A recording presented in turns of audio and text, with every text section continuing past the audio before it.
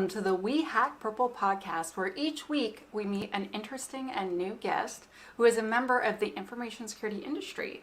And this week, our amazing guest, Shan Brazil, can't make it. She is not feeling well today, and we wish Shan a very speedy recovery. Trust me, she's going to be fine. But she's sick, so she can't be on. And so I happen to be chatting with Sunny Ware. And so Sunny Ware is going to be our guest today. So I'm a big fan of her, for those of you that haven't heard me go on and on about her, but I'm a big fan. So this week, we still have the same sponsors we did last week, 10 Security, and we want to thank those awesome humans for sponsoring us. And I guess I could just go on and on, but let's meet Sunny Ware. Hi, Sunny. Welcome. Hey, Tanya. Thank you. Thanks for having me.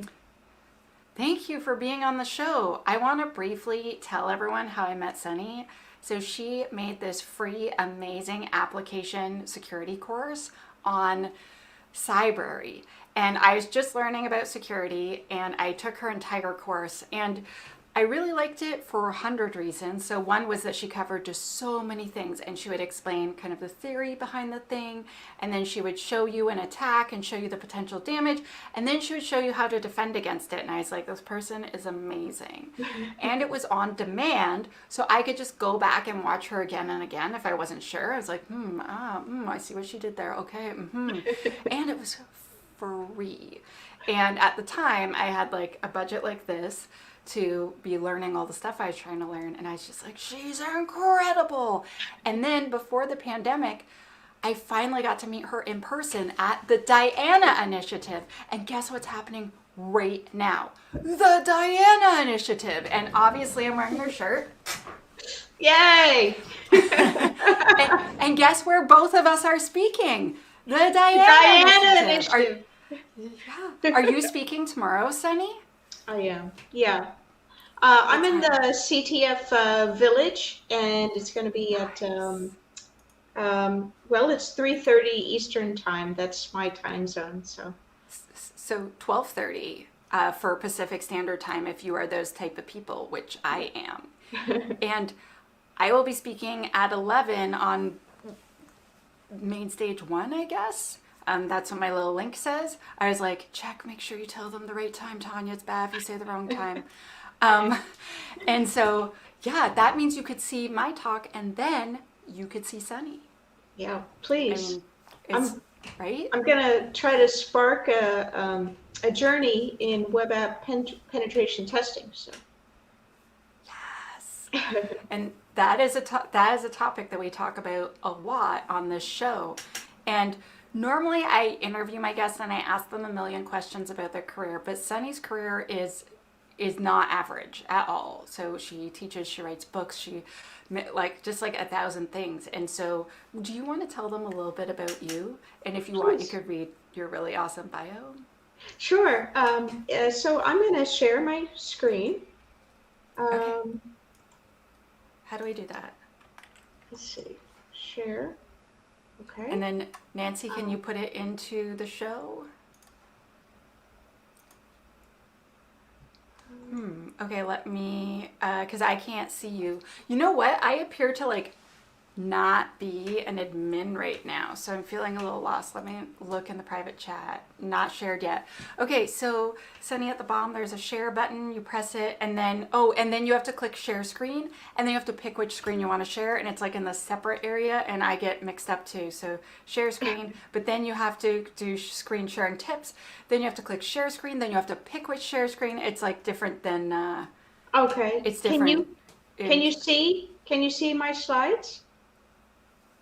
No, oh, it's coming. Okay, we can see that screen. So can you see? We saw it for a second, and now it's over. Oh, okay. Let me stop. Share? Sure. Yeah, okay. Let me try it again. So I'm gonna share screen. Share screen and it did not work. Sorry. Weird. No, Weird. Here we go. Share. Okay. How's that? Let's see. I see, and it looks good. Okay, cool. So thank you, everyone. Thank you, Tanya. Thank you for having me on the show. Um, my name is Sunny Ware, and in 2019 I completed a Doctor of Science in Cybersecurity. I'm part of a cybersecurity guild in Tampa, which is I live in Tampa, Florida, and the members there like to call me Dr. Sunny, which is really, I like it. But anyway, so actually, if I can just chat for just a moment, I did my dissertation on DevOps, specifically rolling security into DevOps, and my case study was Netflix. So I learned a lot writing that. Um, Cool. During the day, I work as a web application penetration tester. I'm actually a manager over my own team, and we do penetration testing for a very large financial services company. But as Tanya had mentioned, I also have written some courses and some books. One of the books is shown here, this Burp Suite cookbook. And you can get that as well as my secure code field manual on Amazon. I have a website, but what I really would kind of like to demo to you guys tonight is something that I wrote during COVID. Having a lot of time on my hands at home, I started writing something that I thought people that are new to Burp Suite or people that have been using Burp Suite but don't know how to use it in an efficient manner, I thought, how about if I take all of the configurations and all of the recommendations that I do when I set up Burp Suite and compile them in a resource tool that you could read on your mobile phone. So that's how I came up with the idea of the Burp Tool Buddy. And I'm actually going to demo it for you guys when you're ready. But it is available on iOS and the App Store. I'm sorry, the iOS App Store and Android Play Stores. So we just shared a link in the chat to all of those, and they will be in the show notes if you're listening. So we release an audio-only version of this podcast after, so I might try to describe some of what we're seeing so that everyone kind of gets the handle of what the Burp Tool Buddy looks like. Sure. Can we see it? Absolutely. I thought you'd never ask. So before I show you Burp Tool Buddy, what I want to kind of help to explain is when you first come into Burp, and because your viewers, I don't know how much they've used Burp Suite, but it's a very large application. It can do a myriad of different things, but you'll notice that there are these tabs at the top. So there's dashboard and target and proxy. And basically, like if people on the stream wanted to follow along, when you go to a new site, like we could go to this demo.testfire.net, which is a vulnerable website that anybody can access. When you first come in here and you get your traffic running into Burp, you may not know how to set up or configure all of the items in an efficient way so that you can pen test this website. Or maybe you're not pen testing, maybe you're a developer and you want to kind of try to do some security testing against your own site. So so let's say I'm here and I'm at the target sitemap and I look at this filter here, and let me just show you how I got here. There's this word filter. You can click this and there's a menu that appears. Well, if you just use Burps, now I've already got it configured, but by default, not all these things are check marked. And so what the Burp Tool Buddy does is it helps you to basically know how to configure each of the tabs in Burp Suite. So this is what it looks like. Obviously, this is um, my development version, how I wrote it. Oh, hello? You guys still there? Yep. Okay. Everything went quiet. Oh, yeah, sorry. I was listening and then Nancy did a full screen and then I was like, oh, I'm just going to switch browsers. I was gone literally under 1 second and you noticed. I was being a trickster, but I can't see your screen anymore. Okay, yeah. Let me, and does Burp Suite have a feature? Yeah. Yeah, there's a question in the chat. Yes, great, perfect. Yes, they do. And please keep the questions coming. I'm sorry about that. I didn't know why there was a change there. That's okay. Yeah, so there's a community edition. In fact, let me show you that. So if you go to Portswigger, you can type Burp Suite Community Edition. Can you guys see my screen okay?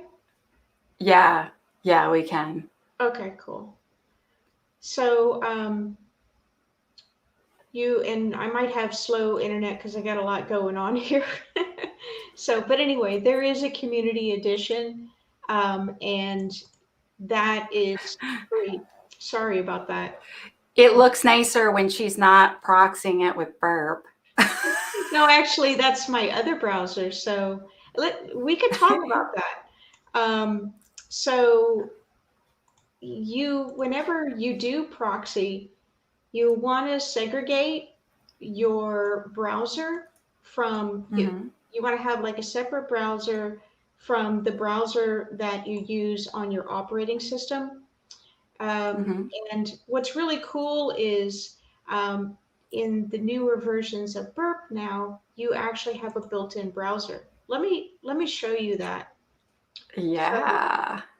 So it's what I'm using right now. I'm going to just save this off. So you go to proxy, intercept, and there's an open browser here. And then we can put in our traffic, and immediately you're going to see your traffic populated here. Cool. So yes, and what's nice about this built-in browser is I'll show you some of the more advanced features, but it has this great tool for finding DOM-based cross-site scripting called DOM Invader. It's totally awesome. How this works is you can put in a canary here. So like, let's say we put in JavaScript DOM XSS. And to take effect, we just reload our page. I'm going to do F12 and go to my tools. Make this a little bit bigger. So you're going to see that there's a new tab here called Augmented DOM.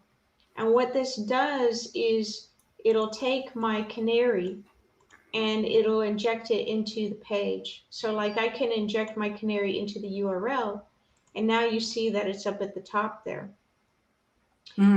How this is helpful is you're looking for reflection, right? So with any cross-site scripting, you're looking for that value to be reflected on the page. And from there, you can then determine if you've got a source and a sink. So if you've got an injection point, which in essence is what a source is, you're looking for it to be reflected back, which is going to be your sink. So this is a really fancy little tool to help find DOM-based cross-site scripting. Cool. It's pretty new, so if you've never heard of it before, it was just released. I think like this week. So So getting back to the Burp Tool Buddy. We So we have a question, but yes, like, is that okay? So yeah. Ben's asking, why segregate the browser? Is it more security related, or can there be an interaction that affects the results? Yeah, so it's not security related necessarily. It's just that, like, if you want to go search for something, you want to segregate, trafficking your target from your Google searching. And right now, I'm not proxying any of this traffic, and it's just purely from a researching point of view. So, Yeah, so you can go all over the internet and not have Burp spy on you the whole time. right, and in some cases, like Burp, like some sites will actually shun you. I mean, and I don't know if anybody's ever been shunned by Google, but the world gets really small when Google rejects you. It can be very sad. So you don't want to be proxying Google.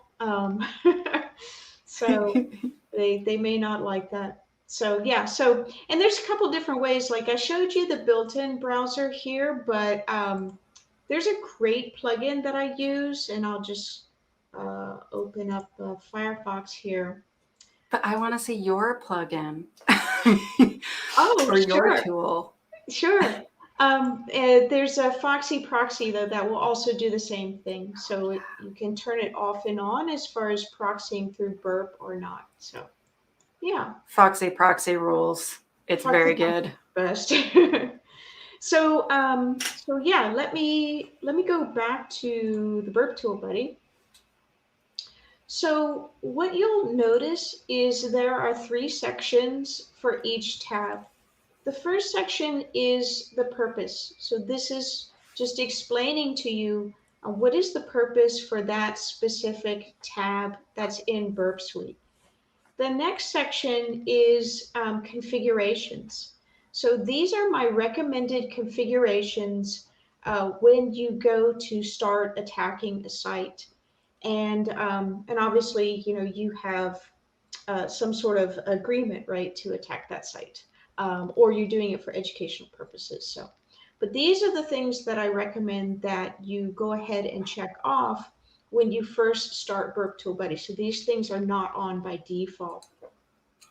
The way that this works is if you click more, it'll show you the next configuration, or you can click next configuration. So this shows you how to include URLs inside of your scope. And so you go to next. This shows you how to exclude items from your scope. And you might be thinking, well, why do I want to exclude items from my scope?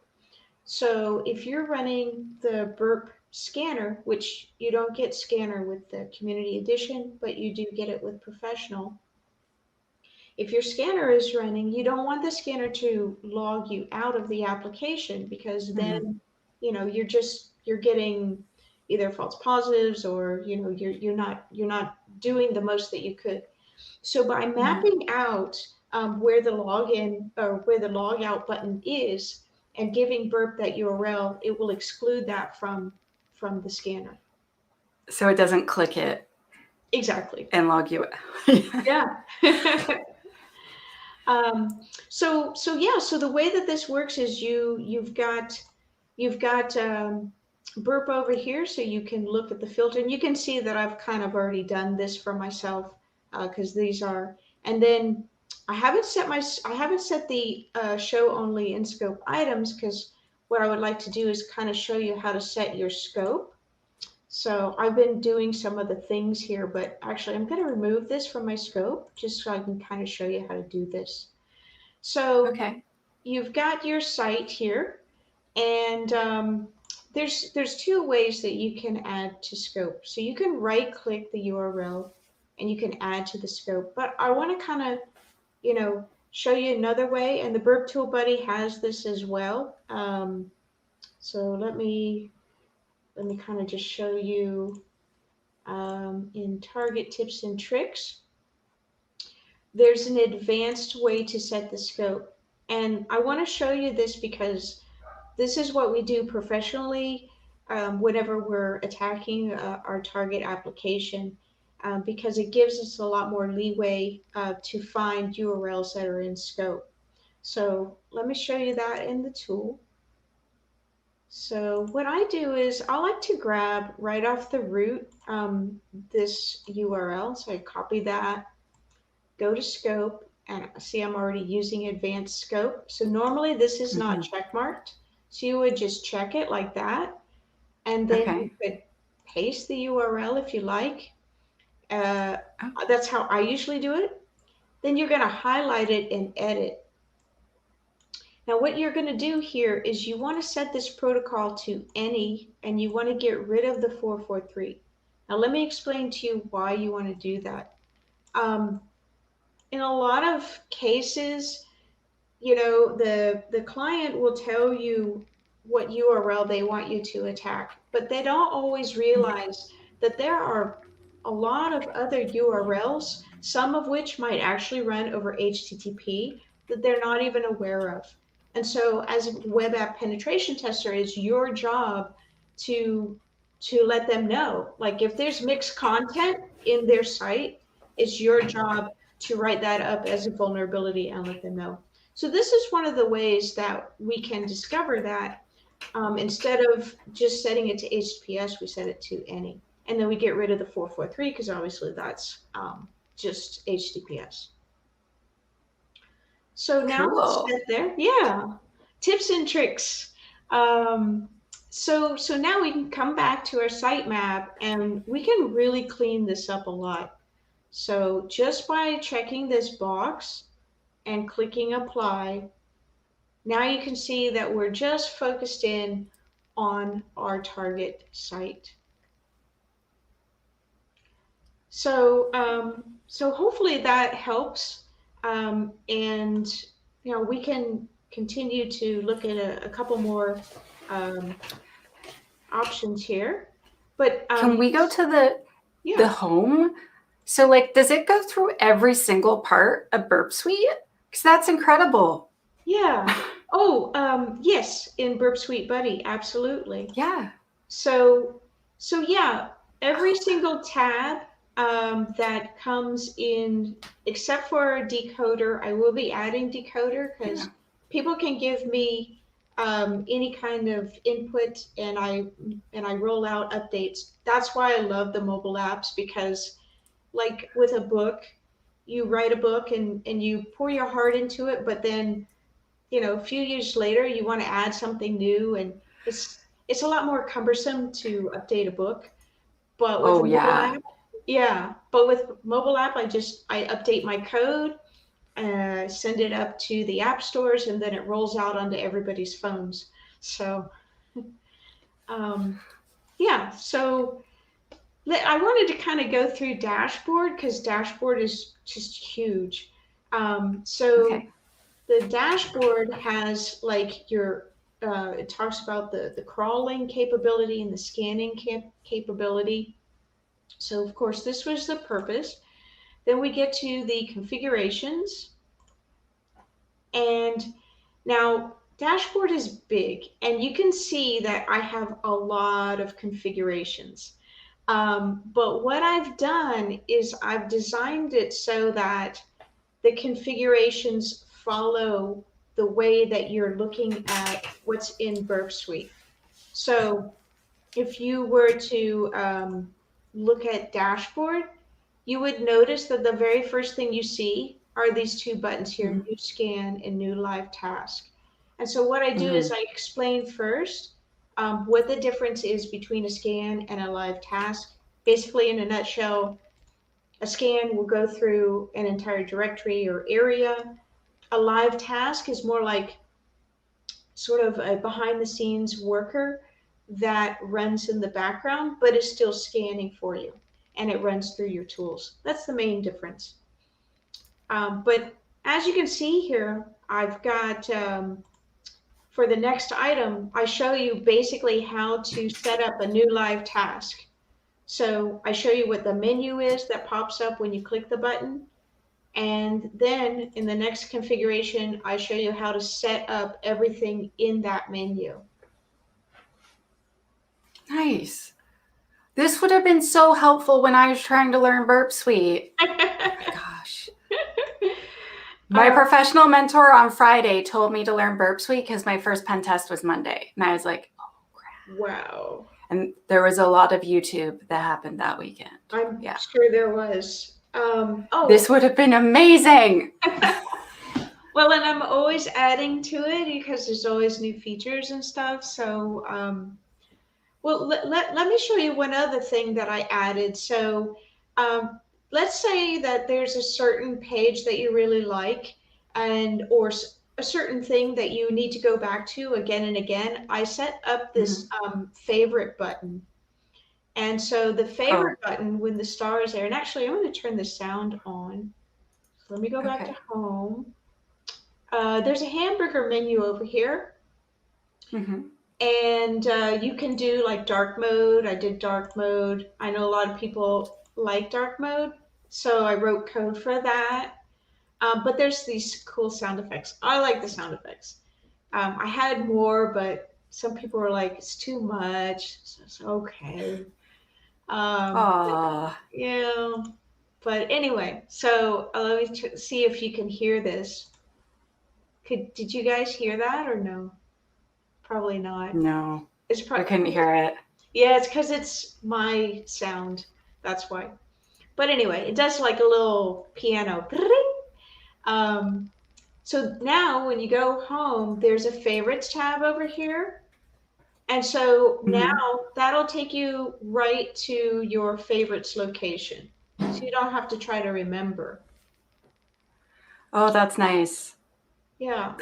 So I use a meditation app, and you have to go several menus deep to like get to your favorites. And I was telling someone else how upsetting I was about it, and they're like, "You're really raging about your meditation app."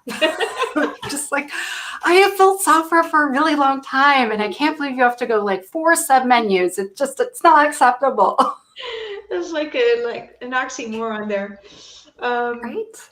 Yeah. So, but so I'd like to get a pulse for the audience, like how much they use Burp Suite, or if if there's any specific questions that they want to ask. It doesn't have to be about Burp Suite or the Burp Tool Buddy. It could also be about web app pen testing in general. Cool. While we wait for people to put some questions in, I want to very, very briefly thank our sponsor, which is the thing I do. Thank you so much, 10 Security. Thank you for being our sponsor. Greg and Matt, you dudes rule.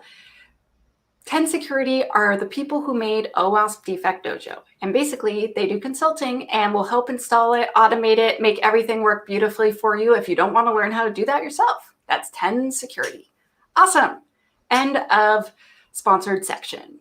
Awesome. Also, I'm speaking at Diana Initiative tomorrow, and Sunny's speaking at Diana Initiative tomorrow, and We Hack Purple is sponsoring Diana Initiative, and we're giving away 3 secure coding courses at Diana Initiative tomorrow. So I guess that's what probably everyone should do, is just like go to Diana Initiative. What do you think, Sunny? Yeah, I definitely think so. Right? So that's settled now. We'll see you all tomorrow. Good. We can bring Sunny back on. I actually have questions for Sunny. Oh, also there's another announcement I was supposed to make. Oh, I'm so ridiculous. So We Hack Purple and OWASP have reached a partnership deal. And so for all paid OWASP members, you can receive AppSec Foundations Level 1 for free now. So just use your OWASP.org email address, and it actually needs to be a real one. Someone tried to register with OWASP.com, and I'm like, but yeah, you just go to our website, academy.wehackpurple.com, and it should be listed there. But basically, you're going to get the OWASP newsletter, and it's going to have the link. You can follow OWASP on Twitter, and they're sharing that, or you can go to wehackpurple.com and look at our latest blog, and it has the link too. So OWASP members get you free stuff. Yeah, I'm pretty excited about partnering with OWASP. Thank you for the reminder that I should do that. And I'm going to share a link to that blog post because I forgot, but I'm doing it now. Thank you. Thank you for the reminder, my amazing sound technician who keeps me in line. So I have questions for you, Sunny, even if the audience doesn't. So if someone is, so I have had people tell me when you do a web app pen test, you just run a scan with Nessus or Nexpose, and you run an automated scan with Burp, and you just copy that stuff into a Word document, and then you send it to them and you're done. And I don't believe that that's true. Would you like to share some thoughts on that? Oh, yes, I would love to. There is a question in the chat. Should we address that first? Sure, yeah, let's do it before we rant too much. Sure. Actually, brand new to Burp Suite and pen testing. Do most bug bounty hunters use it, or is it mainly used for in-house or independent pen testing? Well, thank you for your question, Al. And I would say both. Bug bounty hunters use Burp Suite quite a bit. Penetration testing, and basically this dovetails nicely into my answer for Tanya's question.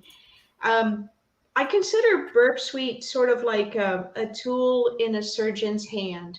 It is something that I use to dissect a web application, and meaning that, yes, it has a built-in scanner, but the scanner is designed to sort of laser focus a particular area of your web application.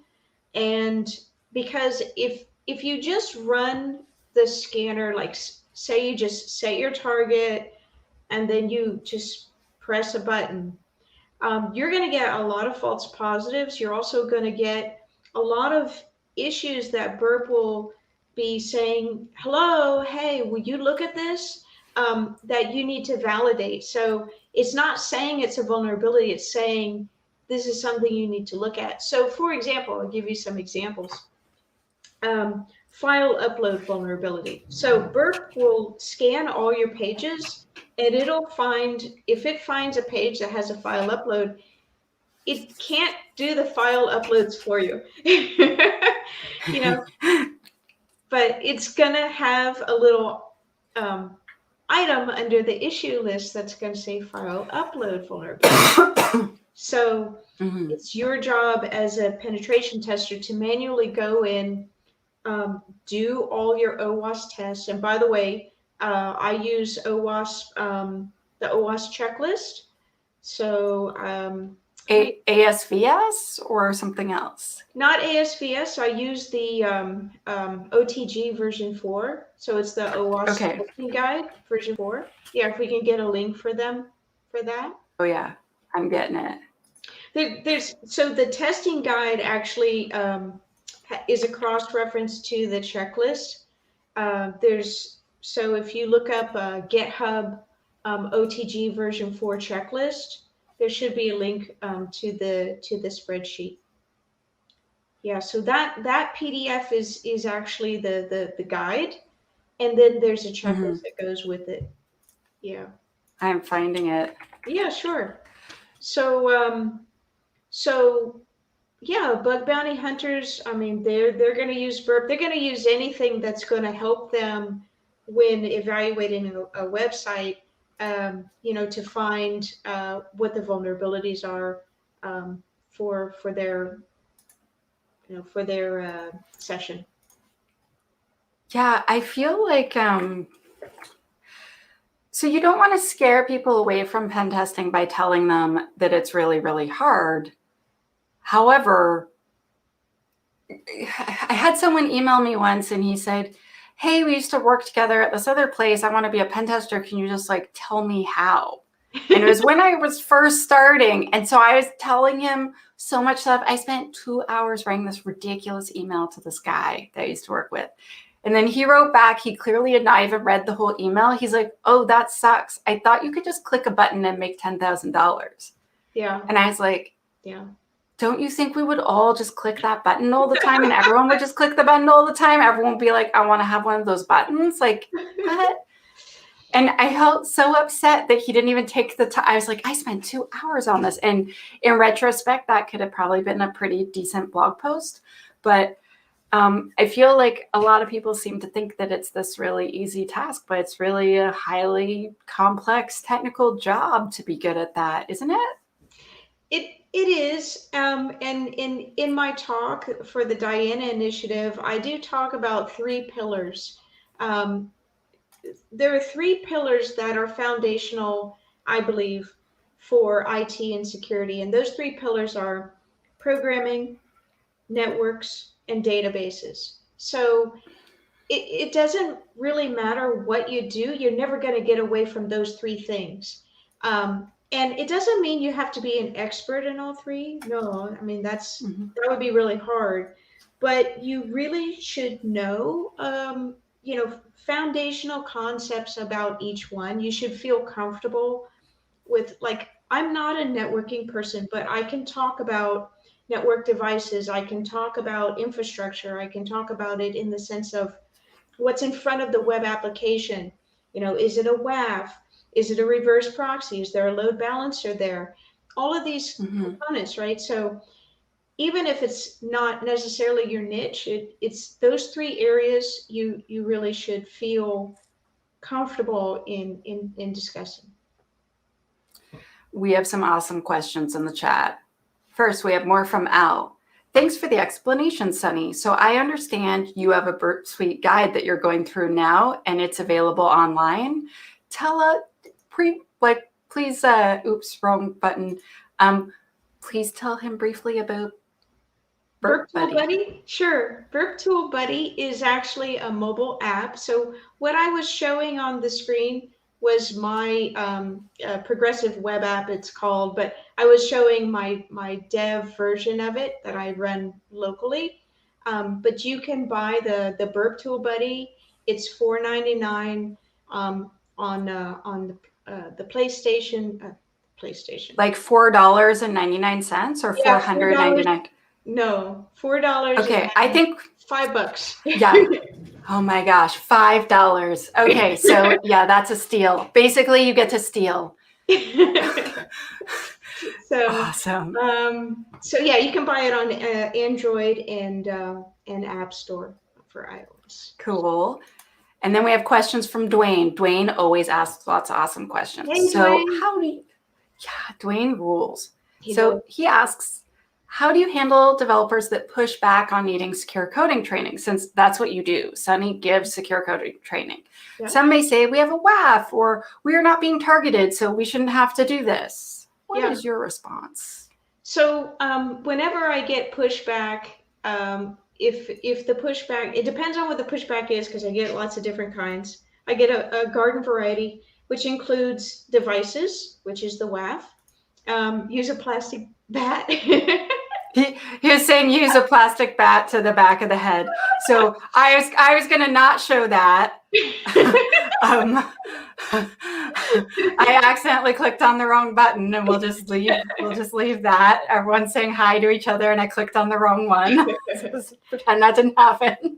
Well, let's talk about WAFs. So WAF, if you're not familiar, stands for Web Application Firewall.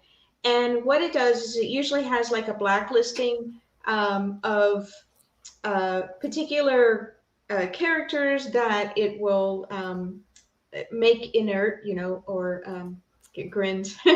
It blocks, right? It blocks what it thinks is bad. Or it makes it inert by taking, so let's say the alligators, your greater than and less than signs, the alligators, and it makes them inert by placing output encoding and changing it to ampersand LT and ampersand GT. Yeah. So when the browser receives that, it's not going to execute that. But if it were to receive the alligators, it's going to execute that as malicious JavaScript. So what I say for pushback for a device is specifically with WAFs, well, they're blacklists. They can be bypassed. And guess what? WAFs go down. And WAFs don't actually address the core of the problem, which is in your code.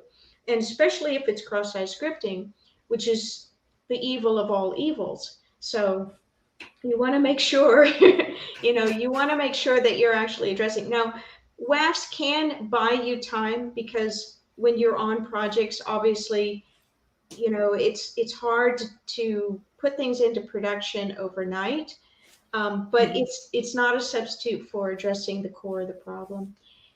Other pushbacks that I get, can be about not wanting to remediate things. So I take a lot of care when I do my reports to not just show how I do the attack, but also to spend quite a bit of time in the remediation section, giving people code samples, code snippets. If you need a secure design, I mean, I've been an architect for many, many years, so I could do a secure design for you. Talking through the problems so that the developer feels like they're not just being told their baby is ugly, that it's I'm here to help you and to make things better. Yes. So Dwayne followed it up with, how do we get programmers that create ICS, so industrial control system applications, to write more secure code? So last week, so Sunny, you're probably unaware, we had someone on named Ron Brash, and his specialty was industrial control systems. So we talked about that a lot. Sure. And I would say you could just scare them the same way she scares them. I mean, persuades them. Yeah, I mean, I would say that in the same way, Dwayne, I've not done any ICS penetration testing, but if I were to, then I would basically use that as leverage to build my credibility with developers that are doing that, so that I can show them specifically what are the areas that are problems, and here's how you can fix them. So if someone wanted to get in to, so we already did have a penetration tester on the show, Davin Jackson. He was amazing. But, yeah.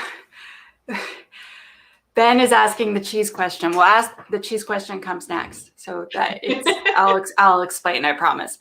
But if you were going to give someone advice on how to become a penetration tester one day, do you have like one or two things that you might suggest of like how someone could try to move their career that way?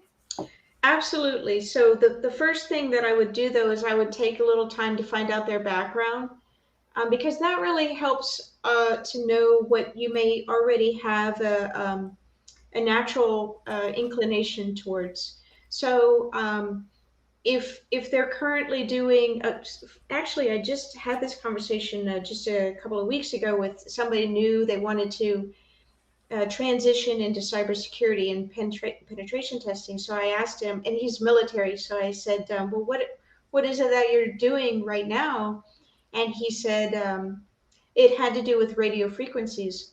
I was like, oh man, that's cool. Like you could jump into Wi-Fi and tear it up. So that's why it's kind of helpful to know their background. But if somebody was like brand new and they did not have an IT or security background, I would actually suggest that they take an IT job first. I know that sounds like, I don't know, maybe not sound good, but there's just so much, and to have that foundation, like be strong in your Linux skills, have some scripting ability, in Python or Bash. These are things that will stay with you for your entire career. Yeah, the guy that had emailed me that I used to work with, where he's like, I just thought you could press a button and be really rich. It's like, well, if you could just press a button and be really rich, everyone would do it. Like we wouldn't have anyone doing any other job, right? If it was truly effortless. Yeah. And I think it's really hard to learn how to secure systems that you don't understand how the systems work, how to support them, or how to build them. Yeah, exactly. I mean, just for example, I started my career in IT and I was doing builds. I was Mhm. basically packaging up deployment kits for that would be Mhm. deployed to production, and I would write scripts in Bash or Corn Shell at the time, but now everybody knows Bash. So I would write these scripts that would automate the tasks. So it doesn't sound that impressive now, but like at the time I was like, oh man, this is awesome, but I want to do development. So I only stayed in that job for about 6 months, and then I started doing development in a different position. But those skills that I learned by doing that job, like I still use those skills today. And it's 25 years later. Yes, exactly. And I remember I was dragged into a security incident, and by dragged, I mean I begged to be allowed to be in the room. And then, because I was interested in what was happening and I was just curious. And I remember sitting there and I'm like, oh, that's code.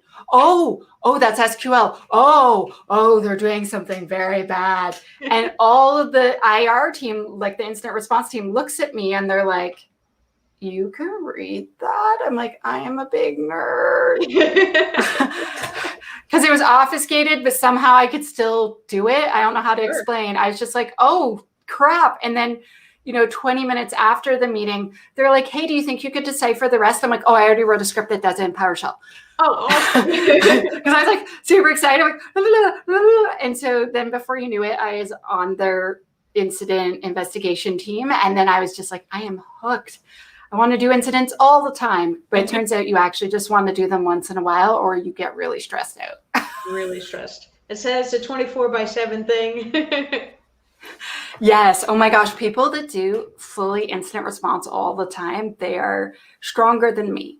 I'll just say that. Like those are some tough people. They're good people. So I have to ask the cheese question now. So the cheese question is like, does your job pay well? But we came to the cheese question because when I was a dev, I felt like I'd really made it when I went to the grocery store and realized I was like deciding between two. I really like cheese. And I was deciding between two types of cheese. And I'm like, okay, so, which one should I get?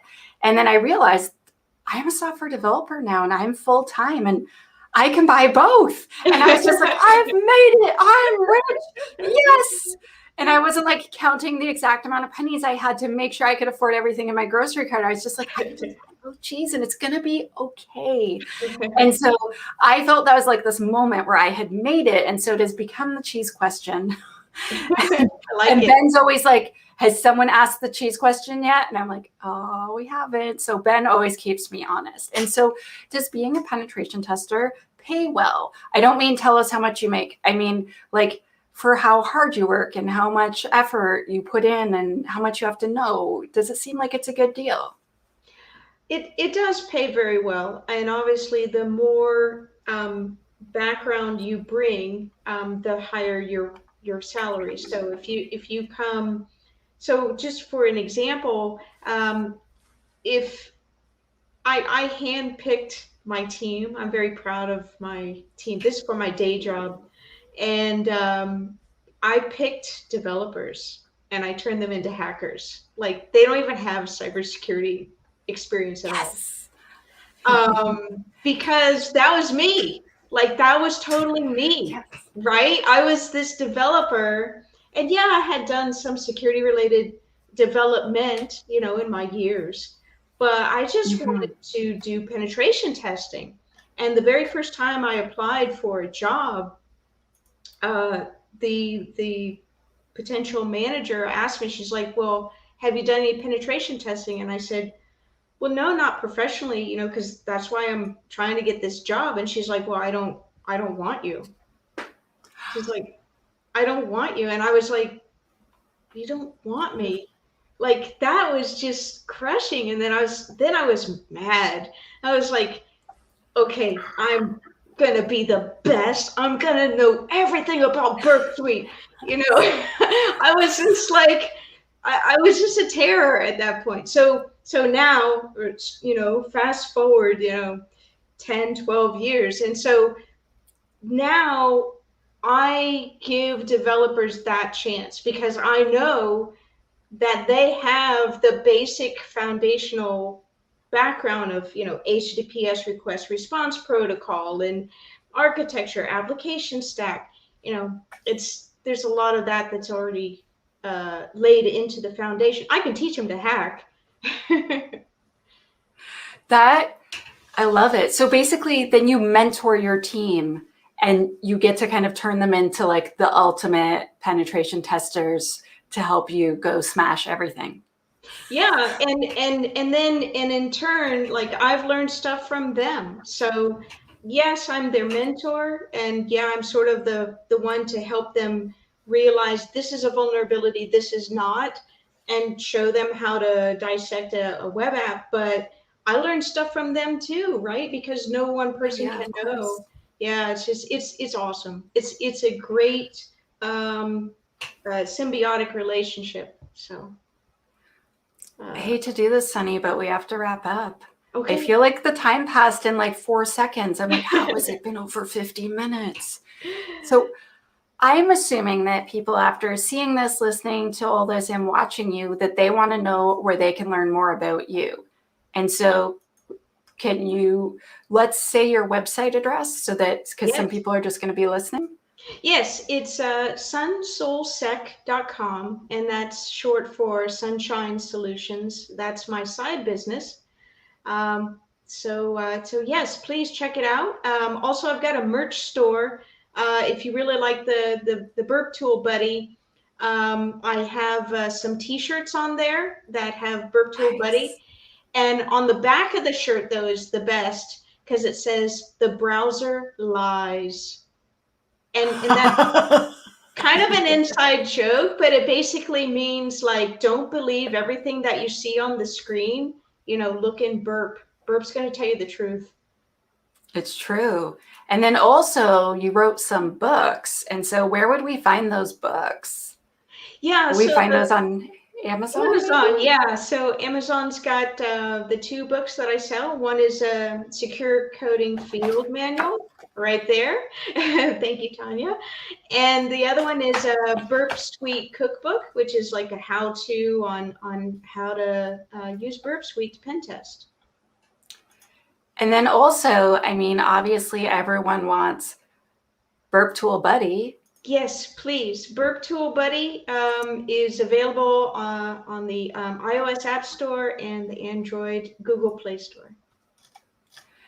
And so basically tomorrow, everyone ever is going to come to the Diana Initiative and see Sunny talk, and me too. And also just all the other awesome that is occurring, and including the giveaway at the We Hack Purple booth that you're all going to visit so you can put your name in the raffle.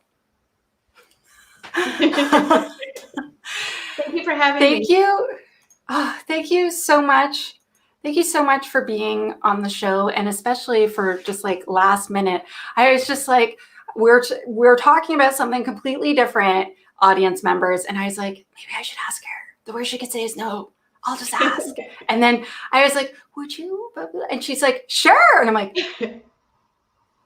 let's pounce while she's saying yes. This was fun. This was a great time. Thank you so much. And thank you, audience. Thank you so much. Questions. Sorry. There's like this small delay and I get excited. Thank you again. And so now let's do the outro. So thank you, audience, for watching the We Hack Purple podcast, where each week we meet an interesting and new guest from the information security industry. And this week was Sunny Ware, and it was awesome. We talked about all sorts of cool stuff. This episode was sponsored by 10 Security, the awesome Defect Dojo dudes who will automate all the things beautifully for you.